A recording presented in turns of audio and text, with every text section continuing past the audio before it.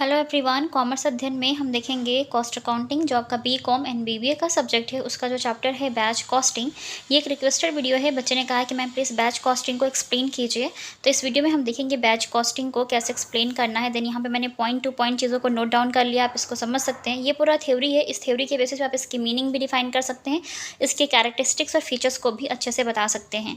ठीक है, तो मैं इसको एक्सप्लेन करती जाऊँगी, साथ साथ में बाकी चीज़ों को आपको दिखाती जाऊँगी और अच्छे से क्लियर हो जाएंगी। अभी हम इन शॉर्ट थोड़ा सा समझ लेते हैं कि होती क्या है कॉस्ट अकाउंटिंग में बैच कॉस्टिंग। अगर बच्चे हम बैच की बात करें तो बैच को आप डिनोट कर सकते हैं लॉट्स या ग्रुप से। लॉट्स का मतलब जहाँ पर अधिक मात्रा में प्रोडक्शन होता है किसी भी टाइप के प्रोडक्ट का या आइटम्स का, और ग्रुप में भी। तो लॉट्स और ग्रुप सेम चीज़ है। जब ज़्यादा मात्रा में होगा, एक ग्रुप में बहुत सी चीज़ें बनाई जाती हैं, तो आप उनको बोल सकते हो कि वहाँ पे बैच कॉस्टिंग है। सपोज़ आप ऐसा ले लीजिए ना, जैसे कि मान लीजिए आपने देखा होगा ना एक साथ बहुत सारे केक बनते हुए, जो कप केक्स होते हैं ना, आपने देखे होंगे। हमारे घरों में भी जब हम कप केक्स बनाते हैं तो वो एक साथ हम कई सारे बना लेते हैं, है ना। जैसे कि 8 पीसेस की वो प्लेट होती है, या 16 पीसेस की प्लेट होती है, या 4 पीसेस की प्लेट होती है। मैं इस छोटे लेवल पे आपको बता रही हूँ ताकि आप आसानी से समझ सकें। तो जब कप केक्स जो बनते हैं वो एक साथ में हम कितने भी बना सकते हैं, 10 बना सकते हैं, है ना, इस तरीके से साइज़ के अकॉर्डिंग। तो जो आपने ग्रुप डिसाइड किया, लाइक 8 कप केक्स आप एक साथ बना रहे हैं, तो वहाँ पे जो ग्रुप है केक्स का वो कितने का है, नंबर ऑफ एक ग्रुप में। तो आप वहाँ पर ये बोल सकते हैं कि यहाँ पर ये बैच वर्क काम कर रहा है। ठीक है। सो प्रोडक्शन इन ग्रुप, जब कभी भी जो प्रोडक्शन है सिमिलर आइटम्स का एक साथ जब कभी भी प्रोडक्शन होगा तो हम बोलते हैं बैच। और जॉब कॉस्टिंग मैंने इससे पहले डिस्कस किया हुआ है, तो जॉब कॉस्टिंग का जो वीडियो का लिंक है वो आपको यहाँ आई बटन पर देखने को मिल जाएगा। ठीक है, तो आप वहाँ से जाकर के उस वीडियो को देख लीजिएगा। जॉब कॉस्टिंग में क्या होता था कि एक टाइम में एक चीज़ एक स्पेसिफिक ऑर्डर के अकॉर्डिंग बनानी होती थी। ठीक है, एक स्पेसिफिक ऑर्डर देकर बनाया जाता था एक प्रोडक्ट को।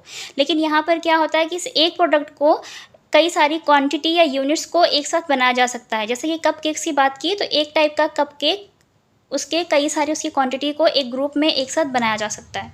ठीक है। कॉस्टिंग की बात करें तो उसका कॉस्ट डिटरमिन करना, दैट मीन्स कि ये ग्रुप ऑफ प्रोडक्शन जो हुआ है आपका, जो बैच के थ्रू प्रोडक्ट को रेडी किया गया है, उस पर कितनी कॉस्ट आई है, उस पर खर्चा कितना आया हुआ है, तो उसको डिटरमिन करने के लिए कॉस्टिंग की जाती है। तो उसको हम बोलते हैं बैच कॉस्टिंग। ठीक है, क्लियर हो गया। तो आप ये छोटा सा एज अ प्रेजेंटेशन दे सकते हैं, या फिर अपने अकॉर्डिंग आप इसको और प्रेजेंटेबल बना सकते हैं आंसर को अट्रैक्टिव दिखाने के लिए। अभी हम आगे आते हैं, इसके जितने भी मैंने पॉइंट्स लिखे हैं वन बाय वन डिस्कस करेंगे आपके साथ, ताकि और भी आपको चीज़ें क्लियर हो जाएं। तो हम फर्स्ट पॉइंट को डिस्कस करेंगे। Batch costing is an extension of job costing. Extension समझते हैं, है ना। उसका विस्तृत रूप है किसका, जॉब कॉस्टिंग का। बैच कॉस्टिंग जो है विस्तृत रूप है ना, विस्तार पूर्वक इसमें चीज़ों का। जैसे कि मैंने बताया कि जॉब कॉस्टिंग में एक पर्टिकुलर प्रोडक्ट को स्पेसिफिक ऑर्डर के अकॉर्डिंग बनाना पड़ता है। ठीक है, उसका प्रोडक्शन करना पड़ता है। लेकिन यहाँ पर अगर हम बात करें बैच कॉस्टिंग में, तो एक सिमिलर टाइप के प्रोडक्ट को एक साथ ग्रुप में कई सारी उसकी यूनिट्स को बनाया जाता है। तो यहाँ पर जो बैच है एक यूनिट की तरह काम करता है, यूनिट की तरह वर्क करता है। सपोज जैसे कि अब ये पेन है, तो अगर कोई पर्सन इस पेन को पर्टिकुलर ऑर्डर देकर बनवाता है, तो आप उसको बोलेंगे कि ये जॉब कॉस्टिंग का पार्ट है। पर्टिकुलर ऑर्डर करके सिर्फ एक पेन बनवा रहा है, तो हम बोलेंगे जॉब कॉस्टिंग। ठीक है। लेकिन अगर वो पर्सन या जो प्रोडक्शन कंपनीज हैं वो एक साथ इसी तरह की कई सारी पेन को ग्रुप में बनाती हैं, होते हैं ना, शेल्फ होते हैं कि हाँ एक साथ इसकी बॉडी बन गई या इंक बन गई, बहुत सारी चीज़ें। जब वो एक साथ ये इस काम को कर रहे होते हैं ग्रुप में, मान लो एक साथ एक ग्रुप में इन्होंने 100 पीस इस पेन की रेडी कर दी, है ना, तो हम बोलेंगे ये बैच कॉस्टिंग का पार्ट है। ठीक है, क्लियर हुआ। तो ये एक्सटेंशन है किसका, जॉब कॉस्टिंग का। And it therefore may also be called as factory job costing. इसको हम फैक्ट्री जॉब कॉस्टिंग के नेम से भी जानते हैं। ठीक है, फैक्ट्री जॉब कॉस्टिंग याद रखिएगा। कभी कभी अगर MCQs आते हैं तो ये ऑप्शन आपको देखने को मिल सकता है, तो ये याद रखिएगा। जॉब कॉस्टिंग को फैक्ट्री कॉस्टिंग भी बोलते हैं। नेक्स्ट पॉइंट डिस्कस करेंगे। This method of costing is applied when production work is carried on in lots और बैचेस। मैंने कहा था लॉट्स और बैचेस, दैट मीन्स ग्रुप्स में। And the cost of each lot or batch is calculated separately. Calculate किया जाता है ना, फाइन किया जाता है, ये याद रखिएगा। तो ये कहाँ पर अप्लाई, पहले तो ये इस तरह की जो कॉस्टिंग मेथड है मीन्स बैच कॉस्टिंग मेथड जो है वो कब अप्लाई होगा, जब लॉट्स में प्रोडक्शन हो रहा है। लॉट्स दैट मीन्स कि अधिक मात्रा में एक साथ प्रोडक्शन होता है सिमिलर प्रोडक्ट का, तब वहाँ पर इसको अप्लाई करेंगे। मीन्स ग्रुप में प्रोडक्शन हो रहा है तब यहाँ पर वहाँ पर ये एप्लीकेबल होगा बैच कॉस्टिंग बच्चा। और हर एक बैच की जो कैलकुलेशन करते हैं उसके कॉस्ट की वो अलग अलग हम करेंगे मीन्स सेपरेटली। क्लियर। नेक्स्ट देखते हैं, जो पॉइंट्स मैं आपसे डिस्कस कर रही हूँ आप इसको एज ए हेडिंग में कन्वर्ट करके भी लिख सकते हैं, जैसे कि कॉस्ट कैलकुलेटेड सेपरेटली, ये मेन हेडिंग हो जाएगी। फिर आप इसको डिफाइन कर सकते हैं एज ए कैरेक्टरिस्टिक्स। लॉट्स और बैच भी एक हेडिंग बना सकते हैं आप, ठीक है। It is called also factory job costing, ये एक हेडिंग बन जाएगी आपकी। इस तरीके से आप इसके कैरेक्टरिस्टिक्स और फीचर्स के लिए बना सकते हैं, क्योंकि मैंने अलग से इस पर कोई कैरेक्टरिस्टिक्स नहीं रखे हैं। इन पॉइंट्स से ही आप इसके पॉइंट्स निकाल सकते हैं, क्योंकि जब हमें मीनिंग पता होती है तो उस मीनिंग के बेसिस पे हम किसी भी पर्सन की या किसी भी टॉपिक की कैरेक्टरिस्टिक्स बता सकते हैं ना कि क्या फीचर्स उसमें होने चाहिए, है ना। चलिए नेक्स्ट पॉइंट को डिस्कस करेंगे बच्चा। यहाँ पे a batch in fact is a cost unit. देखिए ये जो बैच जो वर्ड है ना, इसको एज अ यूनिट ट्रीट किया जाता है। कॉस्ट यूनिट मीन्स किसी भी प्रोडक्ट की यहाँ पर कॉस्ट को फाइंड करना है तो बैच यहाँ पर एक यूनिट का काम करेगा, ठीक है। जैसे कि आप बोलते हैं ना कि इस बैच का ये काम है। सपोज़ जैसे मान लीजिए हम लोग क्लासेस करते हैं, मैं सिर्फ एग्जांपल दे रही हूँ, यहाँ पे प्रोडक्शन की बात होगी लेकिन मैं एग्जांपल के थ्रू बस ये बता रही हूँ। जैसे बैच बोलते हैं ना कि इस ईयर का ये बैच है, उस ईयर का वो बैच है, ठीक है। इस बैच में इतनी फ़ीस थी, उस बैच की अब इतनी फ़ीस है, इस तरीके से। तो यहाँ पर ये बैच ना प्रोडक्ट के लिए यूनिट का काम करता है, उनकी कॉस्ट को कैलकुलेट करने के लिए। Okay, so consisting of a group of similar और आइडेंटिकल आइटम्स। तो इसमें क्या कंसिस्ट करेगा बच्चा इस बैच कॉस्ट यूनिट में, कि जो भी आपका प्रोडक्ट है, ठीक है, ग्रुप ऑफ सिमिलर और आइडेंटिकल आइटम्स। तो यहाँ पर जो ग्रुप होगा वो सिमिलर आइटम्स के ग्रुप होते हैं।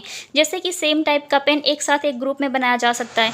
जैसे मैंने कप केक्स की बात की तो एक साथ कई सारे कप केक्स सिमिलर फ्लेवर के रेडी किए जा सकते हैं, है ना। इस तरीके से अगर वो बन रहे हैं तो कप केक्स बनाए जा सकते हैं एक साथ, ठीक है। तो identical items which maintain their identity, जो अपनी उस आइडेंटिटी को भी मेंटेन करेंगे throughout various stages of production. हर एक जो डिफरेंट स्टेजेस होती हैं प्रोडक्शन की, वहाँ पर वो अपनी आइडेंटिटी को भी मेंटेन करते हैं। ग्रुप में तो उन सिमिलर प्रोडक्ट का प्रोडक्शन होता है, साथ ही साथ जितने स्टेजेस से होकर वो गुजर रहा होता है वहाँ पर भी उनमें जो प्रोडक्शन की हर एक स्टेज पर जो है उनकी जो आइडेंटिटी होती है वो मेंटेन रहती है बैच कॉस्टिंग के प्रोडक्ट के साथ, ये याद रखिएगा, ठीक है। नेक्स्ट देखते हैं, जैसे कि इसको समझ लीजिए, केक की बात की थी कि हम कप केक्स बनाते हैं, ठीक है। तो जब कप केक्स के लिए आपने बैटर रेडी किया होगा ना, बैटर तो सेम होगा, सिमिलर प्रोडक्ट है, सिमिलर आइडेंटिटी होगी कि कप केक्स ही हैं, ठीक है। तो उसको आपने पहले बैटर रेडी किया, फिर उसको फिल किया कप्स में, फिर आपने उसको अवन में डाला बनाने के लिए। तो जब बन कर के भी निकलेगा तो उनकी जो आइडेंटिटी है वो सिमिलर रहेगी, वो मेंटेन बनाए रखेगी कि हाँ ये इस टाइप का प्रोडक्ट है और ये वही प्रोडक्ट है, चेंज नहीं हो जाएगा बनने के बाद, ठीक है। ये याद रखिएगा। It is related with some specific quantity of similar product at the same time. हाँ, ये जो रिलेटेड होता है अगर हम बात करें तो सम स्पेसिफिक क्वांटिटी, कुछ क्वांटिटी जो होती है उसकी पहले से डिसाइडेड होती हैं और सिमिलर होती हैं, ठीक है, product at the same time. Same time पर सेम प्रोडक्ट का यहाँ पर आउटपुट होता है, इसलिए ये चीज़ें रिलेटेड होगी। सेम स्पेसिफिक क्वांटिटी होती है ऑफ सिमिलर प्रोडक्ट, ठीक है। आगे हम उन एग्जांपल्स को भी डिस्कस करेंगे कि किन प्रोडक्ट्स का बैच कॉस्टिंग किया जाता है। कल अभी हम डिस्कस करेंगे। Each batch is given a specific number. हर एक बैच का एक स्पेसिफिक नंबर होता है बच्चा। जैसे कि कॉलेज स्कूल्स की अगर हम बैच की बात करें तो हम बोलते नहीं कि 2012 का बैच ऐसा था, 2013 का बैच ऐसा है, 2014 का बैच ऐसा है, इस तरीके से बोलते हैं आप। वैसे ही यहाँ पर जिस भी प्रोडक्ट या आइटम को बनाया जाता है, उसका प्रोडक्शन किया जाता है, तो अगर वो बैच मीन्स ग्रुप में प्रोडक्शन हो रहा है तो उस बैच को एक बैच नंबर प्रोवाइड कर दिया जाता है या एक कोड प्रोवाइड कर दिया जाता है कि ये इस कोड का ग्रुप ऑफ प्रोडक्शन है, ठीक है। And the cost are accumulated on that basis. और इस बेसिस पर जो कॉस्ट होती है वो एक्यूमुलेटेड जानते हैं ना, संचयी रूप से, मतलब जुड़ती जाती हैं आपस में, है ना, एक साथ। एक्यूमुलेटेड कॉस्ट होती है on that basis, means batch costing के अकॉर्डिंग। ठीक है, अब आते हैं नीचे, हम इसके एग्जाम्पल्स की बात कर लेते हैं थोड़ा, जो इम्पोर्टेंट है। चलिए, this method of costing is mainly applied in the production of drugs and medicine. Drugs and जो फार्मास्यूटिकल कंपनीज़ होती हैं, ये फार्मास्यूटिकल कंपनीज़ हैं या प्रोडक्शन कंपनीज़ हैं, वहाँ पर ये जो आपका कॉस्टिंग मेथड है, बैच कॉस्टिंग मेथड, ये अप्लाई होता है मेनली। ठीक है, क्योंकि आप जानते हैं कि ड्रग्स को भी ग्रुप्स में बनाया जाता है। ऐसा तो है नहीं कि जैसे पैरासीटामॉल है तो उसकी एक टैबलेट बनाई जाएगी, ऐसा तो नहीं होता है ना, या एक पत्ता रेडी किया जाएगा, ऐसा नहीं, उसको ग्रुप्स में ही बनाया जाता है। ठीक है, तो ये याद रखिएगा, जो फार्मास्यूटिकल कंपनीज़ होती हैं वो एक साथ ग्रुप में मैन्युफैक्चर करती हैं ड्रग्स एंड मेडिसिन को। रेडीमेड गारमेंट्स, अब रेडीमेड गारमेंट्स भी ना एक साथ बहुत सारे बनाए जाते हैं, और उसके अपने बैचेस होते हैं कि इस टाइप का ये वाला गारमेंट इस बैच नंबर का रेडी करना है। ठीक है, और जॉब कॉस्टिंग में हमने इसको इसी एग्जांपल को डिस्कस किया था कि जैसे अगर आपको सूट सिलवाना है तो आप जाते हैं, स्पेसिफिक ऑर्डर देते हैं ना वहाँ पे कि इस टाइप का बनाना है आपको, ये नेक डिज़ाइन होना चाहिए, इस टाइप की स्लीव्स होनी चाहिए, इस टाइप के बटन्स यूज़ करने हैं। ठीक है, तो आपने एक ऑर्डर दे दिया और एक ही पर्टिकुलर प्रोडक्ट को बनाने का ऑर्डर दिया है, ड्रेस को रेडी करने का ऑर्डर दिया, तो वो जॉब कॉस्टिंग का पार्ट था। लेकिन यहाँ पे रेडीमेड गारमेंट्स जो होते हैं एक साथ बहुत सारे बनाए जाते हैं और एक बैच का होता है, इसका बैच नंबर भी डिसाइड होता है, तो यहाँ पर भी अप्लाई होती है ये मेथड। शूज़ एंड चप्पल्स की बात करें तो शूज़ और चप्पल्स भी एक साथ बहुत सारे बनाए जाते हैं। नट्स एंड बोल्ट्स की बात करें जो कि इक्विपमेंट्स में यूज़ होते हैं, तो यहाँ पर भी ये किसमें बंचेस में बनाए जाते हैं, आप ये बोल सकते हैं। एंड स्पेयर पार्ट्स, कोई भी इक्विपमेंट उसके जो स्पेयर पार्ट्स होते हैं, जो उसके छोटे छोटे पार्ट्स होते हैं, उसको भी एक साथ यहाँ पे बनाया जाता है। टीवी, ये भी एक साथ बना, वॉचेस एक साथ बनाती है कंपनी। टॉयज़ बच्चों के होते हैं, वो भी एक साथ बहुत सारे बैचेस में बनता है। तो आप इनको बोल सकते हैं कि इन कंडीशंस में या यहाँ इन जगहों पर बैच कॉस्टिंग अप्लाई होती है। ठीक है बच्चा, नेक्स्ट देखते हैं। The next point is batch costing items are manufactured for stock and sale or use wherever required. चलिए, अभी थोड़ा सा हम जॉब कॉस्टिंग को भी देख लेते हैं। जैसे कि जॉब कॉस्टिंग में क्या था बच्चा कि वहाँ पर वो सेल्स के पर्पज़ से जॉब कॉस्टिंग नहीं की जाती थी। जॉब कॉस्टिंग में एक पर्टिकुलर ऑर्डर, स्पेसिफिक ऑर्डर दे करके ही उस प्रोडक्ट को बनवाया जाता था।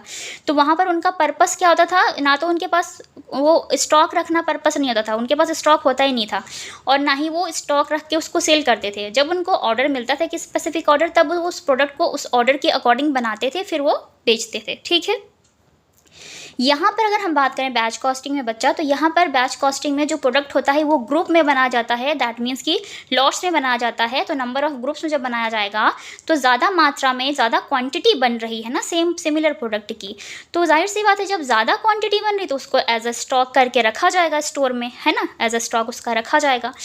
फिर ज़रूरत पड़ने पर वो उसको सेल करते हैं। ठीक है, स्टॉक बन चुका है, उनके पास रखा है, तो वो सेल करते रहेंगे टाइम टू टाइम, या जैसी भी उनकी अपनी रिक्वायरमेंट होगी उसको यूज़ कर सकते हैं, जैसा भी होगा। ठीक है, जहाँ भी होगा।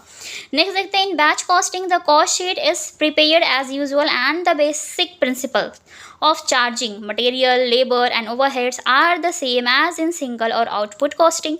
आप अभी तक जो कॉस्ट शीट प्रिपेयर करते आए हैं ना, कॉस्ट शीट दैट मीन्स कि बड़ी वाली जो कॉस्ट शीट बनती थी यूनिट और आउटपुट कॉस्टिंग के केस में, इसमें भी सेम कॉस्ट शीट बनती है और सेम मटेरियल, लेबर, ओवरहेड को हम चार्ज भी करते हैं और कुछ बेसिक प्रिंसिपल्स को फॉलो करते हुए। तो एज़ यूजुअल होता है, जैसे आप वो बनाते थे यहाँ पर भी कॉस्ट शीट सेम बनती है। ठीक है, तो ये याद रखिएगा, इसकी कॉस्ट को फाइंड करने के लिए, आउटपुट कॉस्टिंग करने के लिए इस तरीके से कॉस्ट शीट प्रिपेयर होती है। ये मैंने आपको डायग्राम दिखा दिया था, अपने अकॉर्डिंग आप इसको प्रेजेंट कर सकते हैं। ठीक है, मुझे इस तरीके से समझ में आया तो मैंने ऐसे प्रेजेंट कर दिया और आप डायग्राम बना सकते हैं। और इन्हीं पॉइंट्स में से कुछ हेडिंग्स निकाल करके इसकी कैरेक्टरिस्टिक्स बना सकते हैं और उसको एक्सप्लेन कर सकते हैं। मैं यकीन करती हूँ इस वीडियो के माध्यम से आपको बैच कॉस्टिंग अच्छे से क्लियर हो गया होगा, और अगर मैं आपको अच्छे से समझा पाई हूँ तो कमेंट सेक्शन में कमेंट करके ज़रूर बताएं। वीडियो अच्छा लगा हो तो लाइक करें, फ्रेंड्स के साथ शेयर करें ताकि उनकी भी हेल्प हो सके। आप हमारे चैनल पर नए विजिटर हैं तो प्लीज़ चैनल को सब्सक्राइब कर लें, साथ में बेल आइकन को प्रेस कर लें ताकि आने वाली वीडियोज़ की नोटिफिकेशन आपको टाइम पर मिलती रहे। कोई भी क्वेश्चन है, कोई भी क्वेरीज है, आप मुझे कमेंट करके पूछ सकते हैं या फिर इंस्टाग्राम पेज पर फॉलो करके डायरेक्ट मैसेज भी कर सकते हैं। ये मुझे इंस्टाग्राम पर किसी बच्चे ने मैसेज किया था, उन्होंने कहा कि मैम एक्सप्लेन कीजिए, तो इसलिए ये वीडियो मैं लेकर आई हूँ आप सभी के लिए, आप सबको हेल्प हो पाएगी यहाँ से। तो आज की वीडियो में इतना ही, मिलते हैं नेक्स्ट वीडियो में, तब तक के लिए take care and thank you so much for watching this video.